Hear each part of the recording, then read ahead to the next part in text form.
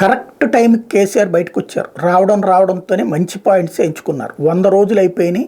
రైతు బంధు ఎక్కడ, రుణమాఫీ ఎక్కడ, పెన్షన్ల డబ్బులు సకాలంలో ఎక్కడ, మహిళలకు వేస్తాన డబ్బులు ఎక్కడ, నిరుద్యోగ భృతి ఎక్కడ అని ప్రశ్నించడం ప్రారంభించారు. కేటీఆర్ మాట్లాడిన, హరీష్ రావు మాట్లాడిన వీళ్ళందరి మాటలకి రాని వాల్యూ కేసీఆర్ మాట్లాడితే ఆటోమేటిక్గా వస్తుంది. దాంతోనే ఏం చేయాలో అర్థం కాక రేవంత్ అండ్ టీం తిట్టింది తిట్టకుండా తిట్టిపోస్తున్నారు.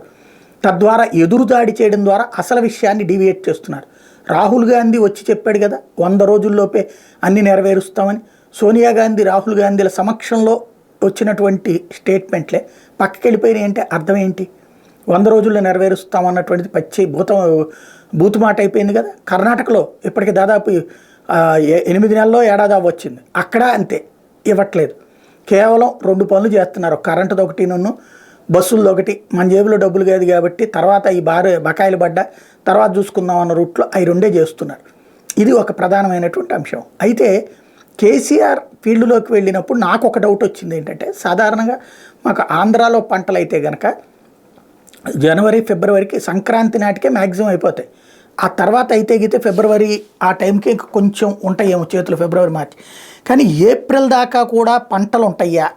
పంటలు ఎండిపోవటం అంటే ఎండాకాలం దాకా కూడా పంటలు ఉంటాయా తెలంగాణలో? అక్కడ స్పెషల్గా ఏమన్నా ఉంటుందా? లేకపోతే ఏదన్నా ఈ మధ్యకాలంలో ఈ సాగునీటి ప్రాజెక్టులను బేస్ చేసుకుని ఏమైనా చేస్తున్నారా అన్నది $1 మిలియన్ ప్రశ్న. ఇంకొకటి ఏంటంటే కరెంటు కోతలు అన్నటువంటిది కేసీఆర్ గారు ఉన్నప్పుడు కూడా ఉన్నాయి అని విన్నాను. అప్పుడు ఉన్నాయి, అట్లాగే మంచినీళ్ళ కొరత కూడా. అయితే అప్పుడు ఉండి ఇప్పుడు ఉన్నాయా, లేకపోతే అప్పుడున్నంత ఇప్పుడు లేవా? ఇది సందేహం.